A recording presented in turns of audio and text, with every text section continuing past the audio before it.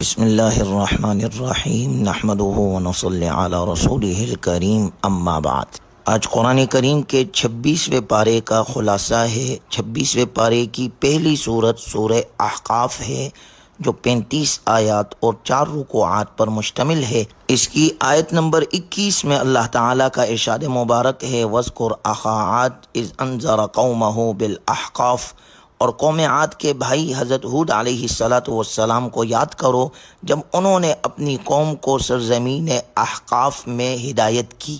اسی احقاف کی نسبت سے اس سورت کو سورہ احقاف کہا جاتا ہے۔ حامیم تنزیل الکتاب من اللہ العزیز الحکیم۔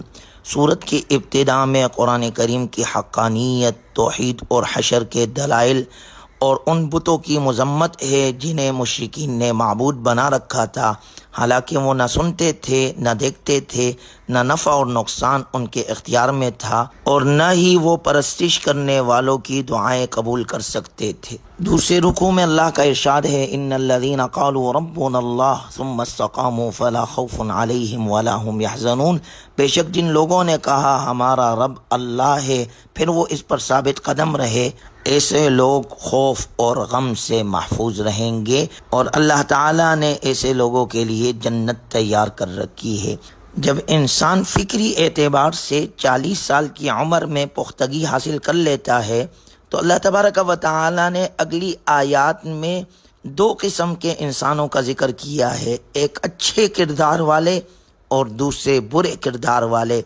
پہلے نمبر پر اچھے کردار والے نیک بیٹے کا ذکر ہے جس کا دل نور ایمان سے منور ہے اور اس کے قدم شریعت پر مضبوطی سے جمے ہوئے ہیں، اور جب اس کے والدین اسے پال پوس کر جوان کر دیتے ہیں وہ جسمانی اور عقلی اعتبار سے حد کمال کو پہنچ جاتا ہے تو وہ اللہ سے 3 دعائیں کرتا ہے۔ یہ سورہ احقاف کی آیت نمبر 15 میں یہ دعا موجود ہے اور بہت شاندار دعا ہے جسے ہمیں اپنے دعاؤں کے اندر شامل کرنا چاہیے۔ پہلی دعا رب اوزعنی ان اشکر نعمتک التی انعمت علی وعلی والدی، یا رب مجھے توفیق دیجئے کہ میں آپ کی اس نعمت کا شکر ادا کروں جو آپ نے مجھے اور میرے والدین کو عطا فرمائی۔ دوسری دعا وان اعمل صالحا ترضاہ، اور ایسے نیک عمل مجھ سے کروا جس سے آپ راضی ہو جائے۔ اور تیسری دعا وَأَصْلِحْ لِي فِي ذُرِّيَّتِي، اور میری اولاد کو نیک بنا دے، فرمانبردار بنا دے۔ چنانچہ ایسے اچھے کردار والی اولاد کے لیے اللہ کی طرف سے جنت کا وعدہ ہے۔ دوسرے نمبر پر بد کردار، شقی اور نافرمان بیٹے کا ذکر ہے جس کے والدین اسے ایمان قبول کرنے کی دعوت دیتے ہیں تو وہ جواب میں بڑے تکبر سے کہتا ہے اُفٍّ لَکُمْ وَلِمَا تَعْبُدُونَ مِن دُونِ اللَّهِ، تف ہے تم پر کہ تم مجھے یہ بتاتے ہو کہ مجھے زمین سے زندہ کر کے نکالا جائے گا، حالانکہ بہت سے لوگ مجھ سے پہلے گزر چکے ہیں، ان میں سے تو کسی کو میرے سامنے زندہ نہیں کیا گیا۔ لہٰذا یہ دونوں نمونے اللہ نے ذکر کیے، پہلے اچھے کردار والے بیٹے کا ذکر، دوسرے نمبر پر برے کردار والے کا ذکر۔ پہلے سے مراد ایمان والے اور ہدایت یافتہ ہے اور دوسرے سے مراد اہل کفر اور نافرمان ہے۔ دونوں کو اپنے اپنے اعمال کا بدلہ مل کر رہے گا۔ اللہ ہمیں بھی ہمارے اولادوں کو بھی نیک بنائے۔ تیسرے رکوع میں قوم عاد کا ذکر ہے وَاذْكُرْ أَخَا عَادٍ إِذْ أَنذَرَ قَوْمَهُ بِالْأَحْقَافِ، جب انہوں نے اپنے پیغمبر ہود علیہ السلام کی تعلیمات کو جھٹلایا جس کے نتیجے میں انہیں تباہ و برباد کر دیا گیا، انہیں عذاب دینے کے لیے بادل بھیج دیا گیا۔ اس بادل کے نمودار ہوتے ہی تیز اور طوفانی ہوا چلنے لگی۔ قوم عاد کے لوگ بڑے قداور اور جسیم تھے، ہوا انہیں اٹھا کر فضا میں لے گئی اور یوں محسوس ہوتا تھا کہ کیڑے مکوڑے اڑ رہے ہیں۔ پھر انہیں زمین پر پٹخ دیا، وہ زمین پر مردار پڑے ہوئے یوں محسوس ہوتے تھے گویا کھجور کے کھوکھلے تنے پڑے ہو۔ قوم عاد کا واقعہ سنا کر اہل مکہ کو ڈرایا گیا کہ تم ان سے زیادہ طاقتور نہیں ہو، اگر سرکشی اختیار کرو گے تو تم بھی عذاب الہی کے لپیٹ میں آ کر رہو گے۔ سورت کے چوتھے اور آخری رکوع میں اللہ کا ارشاد ہے وَإِذْ صَرَفْنَا إِلَيْكَ نَفَرًا مِنَ الْجِنِّ يَسْتَمِعُونَ الْقُرْآنَ، جنات کے قرآن کریم سننے کا واقعہ ہے۔ جب جنات کی ایک جماعت نے حضور علیہ الصلاۃ والسلام سے قرآن کریم سنا، روایات کے مطابق یہ واقعہ ہجرت سے پہلے اس وقت پیش آیا تھا جب حضور علیہ الصلاۃ والسلام طائف سے واپس تشریف لا رہے تھے اور نخلہ کے مقام پر فجر کی نماز میں قرآن کریم کی تلاوت فرما رہے تھے۔ جب جنات نے قرآن کریم سنا تو صرف نہ اس پر ایمان لائے بلکہ دوسروں کو بھی ایمان لانے کی دعوت دینے لگے۔ اللہ ہمیں بھی اسی طرز عمل کی توفیق عطا فرمائے، کیونکہ یہی سب سے بہترین طرز عمل ہے۔ آپ علیہ الصلاۃ والسلام نے فرمایا، خیرکم من تعلم القرآن وعلمہ، تم میں سے بہترین لوگ وہ ہے جو قرآن سیکھے اور سکھائے۔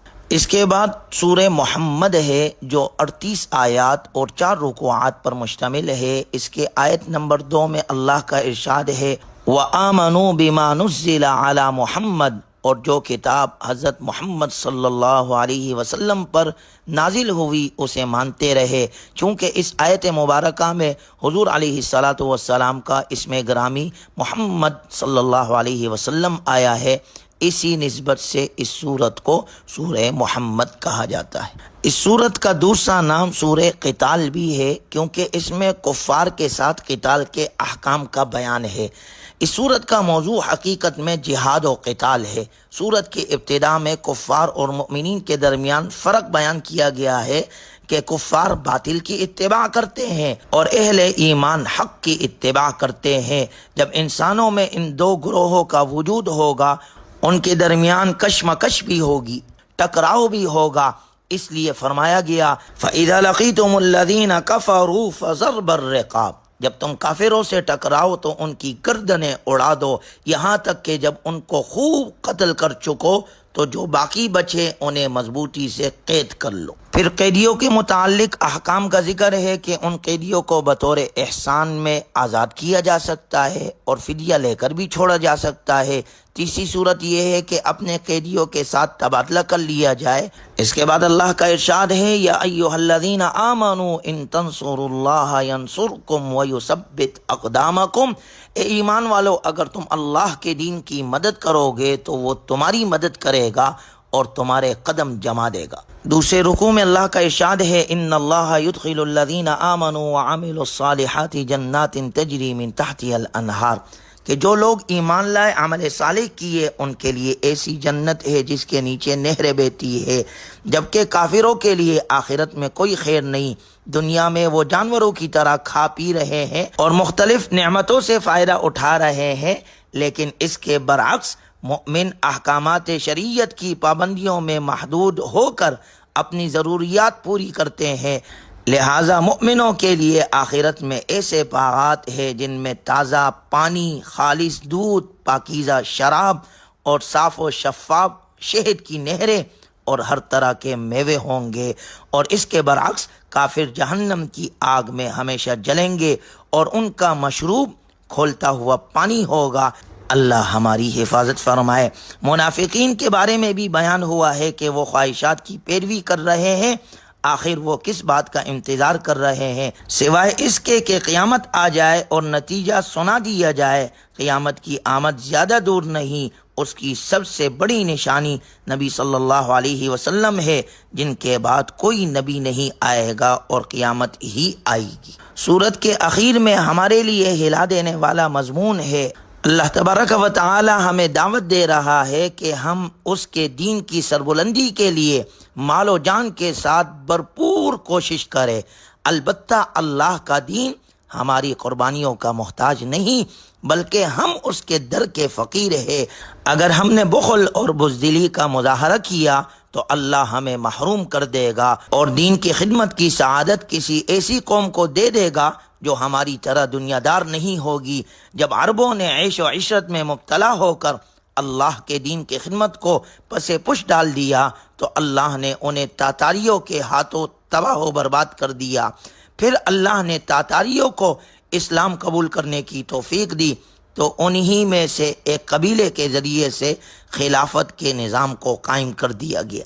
اللہ تعالی ہمیں ہمارے اولادوں کو دین حق کے لیے استعمال فرمائے اور اہل حق کا ساتھ دینے کی اللہ ہمیں توفیق عطا فرمائے۔ اس کے بعد سورہ فتح ہے جو 29 آیات اور 4 رکوعات پر مشتمل ہے۔ اس کی پہلی آیت مبارکہ میں اللہ کا ارشاد ہے انا فتحنا لک فتحا مبینا، اے پیغمبر صلی اللہ علیہ وسلم یقین جانو ہم نے آپ کو کھلی ہوئی فتح عطا کر دی۔ اس فتح سے مراد صلح حدیبیہ ہے جس سے مسلمانوں کا ایک نیا دور شروع ہوا، اور اسی فتح کے نسبت سے سورت کا نام سورہ فتح ہے۔ یہ سورت مبارکہ اس وقت نازل ہوئی جب رسول اللہ صلی اللہ علیہ وسلم حدیبیہ سے واپس تشریف لا رہے تھے۔ بخاری شریف میں حضرت عمر ابن خطاب رضی اللہ عنہ سے روایت ہے کہ رسول اللہ صلی اللہ علیہ وسلم نے فرمایا آج شام مجھ پر ایک ایسی صورت نازل ہوئی ہے جو مجھے دنیا و ما فیہا سے بھی زیادہ محبوب ہے۔ پھر آپ علیہ الصلوۃ والسلام نے سورہ فتح کی ابتدائی آیات کا کچھ حصہ تلاوت فرمایا۔ اس سورت مبارکہ کے مضامین بسہولت سمجھنے کے لیے صلح حدیبیہ اور بیت رضوان کا اختصار کے ساتھ ذکر کیا جاتا ہے۔ ہوا یہ کہ آپ علیہ الصلوۃ والسلام نے مدینہ منورہ میں خواب دیکھا کہ ہم مکہ مکرمہ میں داخل ہوئے اور بیت اللہ کا طواف کیا۔ جب آپ علیہ الصلوۃ والسلام نے صحابہ کرام رضی اللہ عنہم اجمعین کے سامنے یہ خواب بیان کیا تو انہیں بے حد خوشی ہوئی، کیونکہ وہ جانتے تھے کہ نبی کا خواب سچا ہوتا ہے۔ آپ علیہ الصلوۃ والسلام ذی قعدہ سن 6 ہجری میں 1400 صحابہ کرام رضی اللہ عنہم اجمعین کے ساتھ عمرے کی نیت سے مدینہ منورہ سے روانہ ہوئے۔ مشرکین مکہ کو جب آپ کی آمد کی اطلاع ہوئی تو انہوں نے جنگی تیاری شروع کر دی اور حدیبیہ کے مقام پر آپ کو روک دیا گیا اور اس سال آپ کو عمرہ نہیں کرنے دیا گیا۔ چنانچہ اسی واقعے سے متعلق پہلے رکوع میں بشارت دی گئی کہ مسلمانوں نے بظاہراً دب کر صلح حدیبیہ کی ہے، لیکن یہ ان کے لیے کھلی فتح ہے۔ قریش نے مسلمانوں کو عرب کی ایک طاقت تسلیم کر کے ان سے صلح کی ہے، اسلام کو مسلمہ دین تسلیم کر لیا ہے اور اس کے پیروکاروں کو عمرہ کرنے کی اجازت اگلے سال کے لیے دی ہے۔ اللہ نے اس صلح کے موقع پر اپنے محبوب صلی اللہ علیہ وسلم کی فرمانبرداری کا عمل قبول فرمایا اور ان کی اگلی پچھلی لغزشوں سے درگزر کر دیا۔ اس موقع پر صحابہ اکرام رضی اللہ عنہم اجمعین نے بڑے مثالی نظم و ضبط اور تحمل کا مظاہرہ کیا، لہٰذا اللہ صلح کے ثمرات دکھا کر ان کے ایمان میں مزید اضافہ فرما دے گا۔ ان صحابہ اکرام رضی اللہ عنہم اجمعین سے تو اللہ راضی ہو گیا جنہوں نے حضرت عثمان رضی اللہ عنہ کو شہید کیے جانے کی افواہ پر خون عثمان کا بدلہ لینے کے لیے نبی صلی اللہ علیہ وسلم کے ہاتھ پر بیعت علی الموت کی، جس بیعت کے بارے میں اللہ نے فرمایا ان الذین یبایعونک انما یبایعون اللہ۔ یہ بیعت دراصل اللہ کے ہاتھ پر کی گئی ہے۔ جو بھی اس عہد کو نبھاتے ہوئے حق کی خاطر جان قربان کرنے کے لیے میدان میں آئے گا اسے بھرپور اجر سے نواز دیا جائے گا، البتہ اگر کسی نے عہد کی پاسداری نہ کی تو وہ اپنا ہی نقصان کرے گا۔ دوسرے رکوع میں اللہ تعالیٰ نے ان منافقین کا ذکر کیا جو صلح حدیبیہ کے موقع پر آپ علیہ الصلوۃ والسلام کے ساتھ شریک نہیں ہوئے تھے۔ انہیں اندیشہ تھا کہ اگر ہم عمرے کی ادائیگی کے لیے بغیر ہتھیاروں کے مکہ مکرمہ کی طرف گئے تو مشرکین ہمارا خاتمہ کر دیں گے۔ جبکہ آپ علیہ الصلوۃ والسلام صلح حدیبیہ کے بعد واپس آئے تو انہوں نے جھوٹے بہانے پیش کیے کہ ہم گھریلو اور کاروباری مشکلات کی وجہ سے آپ کے ساتھ نہ جا سکے۔ اللہ نے فرمایا کہ کیا ان کے گھر پر موجودگی ان کے کام بنا سکتی ہے یا انہیں کسی نقصان سے بچا سکتی ہے؟ حقیقت یہ ہے کہ ان کا برا گمان تھا کہ اب رسول اللہ صلی اللہ علیہ وسلم اور صحابہ اکرام رضی اللہ عنہم اجمعین کبھی بھی واپس نہ آ سکیں گے۔ بلا شبہ ایسے برے گمان کرنے والے تباہی سے دوچار ہوں گے۔ عنقریب مسلمانوں کو فتح خیبر نصیب ہوگی۔ اس موقع پر منافقین ساتھ نکلنا چاہیں گے، لیکن انہیں بتا دیے جائے گا کہ جو لوگ صلح حدیبیہ میں نہیں تھے وہ فتح خیبر میں شریک نہیں ہو سکتے۔ سورہ فتح کے تیسرے رکوع میں اللہ تعالیٰ نے ان صحابہ کرام رضی اللہ عنہم اجمعین کو اپنی رضا کی بشارت دی جنہوں نے خون عثمان کا بدلہ لینے کے لیے نبی علیہ الصلوۃ والسلام کے ہاتھ پر بیعت علی الموت کی تھی۔ اللہ کا ارشاد ہے لقد رضی اللہ عن المؤمنین اذ یبایعونک تحت الشجرہ، یقیناً اللہ تعالیٰ ان مؤمنوں سے بہت خوش ہوا جب وہ درخت کے نیچے آپ سے بیعت کر رہے تھے، اور ان کے دلوں میں جو خوش تھا وہ بھی اللہ کو معلوم تھا، اس لیے اس نے ان پر سکینت اتار دی۔ وَأَصَابَهُمْ فَتْحًا قَرِيبًا، اور ان کو انعام میں ایک قریبی فتح عطا فرما دی، مراد فتح خیبر ہے۔ سورت کے چوتھے رکوع میں اللہ تبارک و تعالی نے نبی صلی اللہ علیہ وسلم کے اس خواب کے سچے ہونے کا ذکر فرمایا، لقد صدق اللہ رسولہ الرؤیا بالحق، حقیقت یہ ہے کہ اللہ نے اپنے رسول کو سچا خواب دکھایا ہے جو واقعے کے بالکل مطابق ہے۔ لَتَدْخُلُنَّ الْمَسْجِدَ الْحَرَامَ إِنْ شَاءَ اللَّهُ آمِنِينَ، تم لوگ انشاءاللہ ضرور مسجد حرام میں اس طرح امن و امان کے ساتھ داخل ہوگے کہ تم میں سے کچھ نے اپنے سروں کو بے خوف و خطر منڈوایا ہوگا اور کچھ نے بال تراشے ہوں گے۔ چنانچہ سن 6 ہجری میں آپ علیہ السلام نے خواب دیکھا، مشرکین نے آپ کو روک دیا۔ سن 7 ہجری میں آپ نے عمرۃ القضاء ادا کیا، اور سن 8 ہجری میں اللہ کے حکم سے آپ نے مکۃ المکرمہ کو فتح کر لی۔ سورت کے اختتام میں 3 امور بیان کیے گئے ہیں۔ پہلے نمبر پر هو الذی ارسل رسولہ بالہدی ودین الحق لیظہرہ علی الدین کلہ، کہ اللہ نے حضور صلی اللہ علیہ وسلم کو ہدایت اور دین حق دے کر اس لیے بھیجا تاکہ آپ علیہ الصلوۃ والسلام اسے سارے ادیان پر غالب کر دے۔ انشاءاللہ تعالی قیامت سے پہلے ایسا ہو کر رہے گا۔ جہاں تک علمی اور دلائلی غلبے کا تعلق ہے، وہ تو آج بھی دین اسلام کو ادیان عالم پر حاصل ہے۔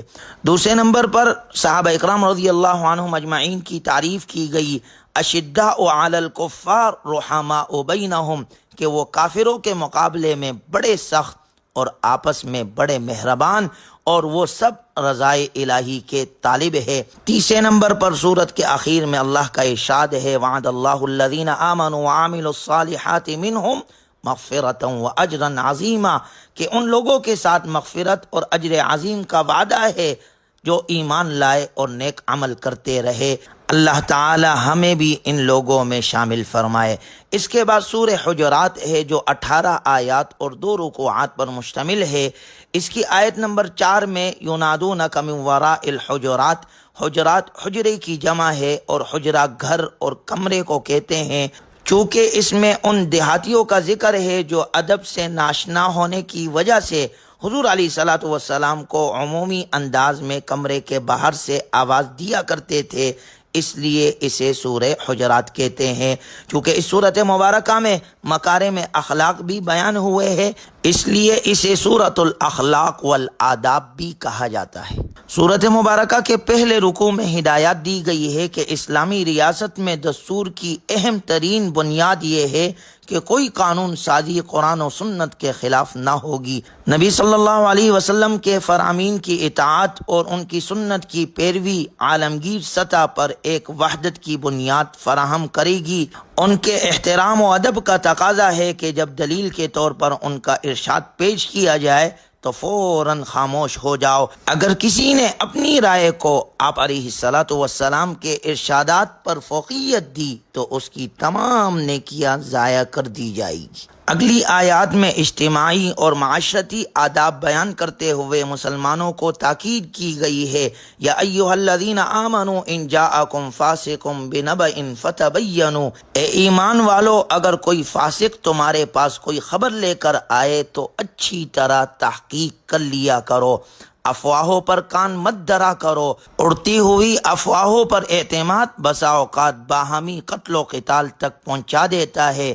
اس لیے سمجھایا گیا ہے کہ اگر مسلمانوں کے 2 گروہ آپس میں برسرے پیکار ہو جائے، وَإِن طَائِفَتَانِ مِنَ الْمُؤْمِنِينَ اقْتَتَلُوا فَأَصْلِحُوا بَيْنَهُمَا، تو ان کے درمیان صلح کرا دیا کرو، کیونکہ دنیا بھر کے مسلمان خواہ گورے ہو یا کالے ہو، امیر ہو یا غریب ہو، عربی ہو یا عجمی ہو، انما المؤمنون اخوہ، مسلمان سب کے سب آپس میں بھائی بھائی ہے۔ اس کے بعد سورہ حجرات کے دوسرے رکوع میں 6 ایسی معاشرتی خرابیوں اور برائیوں کی نشاندہی کی گئی ہے جن کی وجہ سے باہمی تعلقات بھی متاثر ہوتے ہیں اور ان میں مبتلا انسان اللہ کی نظر میں بھی اچھا شمار نہیں ہوتا۔ پہلی برائی جس سے منع کیا گیا، فرمایا لا یسخر قوم من قوم عسى ان یکونوا خیرا منهم، ایک دوسرے کا مذاق نہ اڑایا کرو۔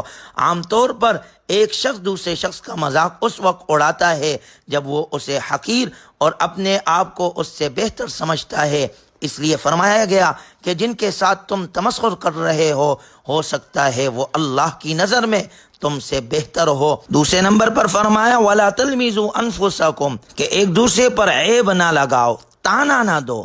تیسری برائی وَلَا تَنَابَزُوا بِالْأَلْقَابِ، کسی کو برے القاب سے نہ پکارو، اس کے نام نہ بگاڑو۔ چوتھے نمبر پر فرمایا یا ایھا الذین آمنوا اجتنبوا کثیرا من الظن ان بعد الظن اسم، اے ایمان والو بہت سے گمانوں سے بچو، بعض گمان گناہ ہوتے ہیں، تحقیق کے بغیر بدگمانی دل میں جما لینا گناہ ہے۔ پانچویں نمبر پر ولا تجسسوا، اور کسی کی ٹوہ میں نہ لگو، مسلمانوں کے عیوب اور کمزوریوں کو تلاش کرنا اور اس کی ٹوہ میں لگے رہنا گناہ ہے۔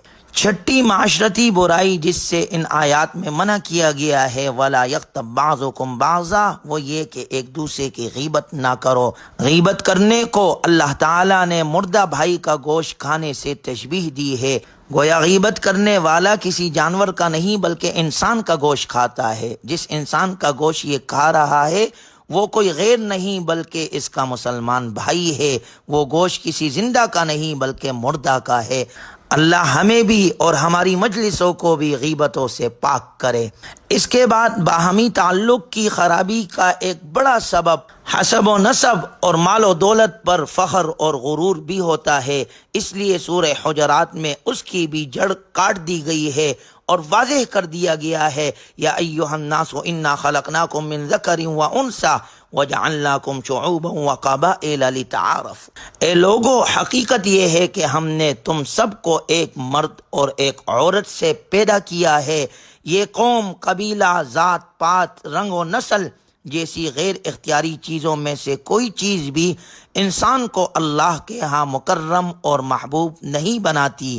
ہاں اللہ کے ہاں عزت کا معیار ان اکرمکم عند اللہ اتقاکم صرف اور صرف تقوی ہے، یعنی ہر قسم کے شرک اور حرام سے بچنا اور اللہ اور اس کے رسول صلی اللہ علیہ وسلم کی اطاعت کرنا۔ سورت کے آخری آیات میں بتایا گیا ہے کہ صرف لفظی اور ظاہری ایمان کا اعتبار نہیں بلکہ اللہ کے ہاں اس ایمان کا اعتبار ہے جو دلوں میں پیوست ہو جائے اور مومن کو اللہ کی راہ میں مال و جان کی قربانی پر آمادہ کرے۔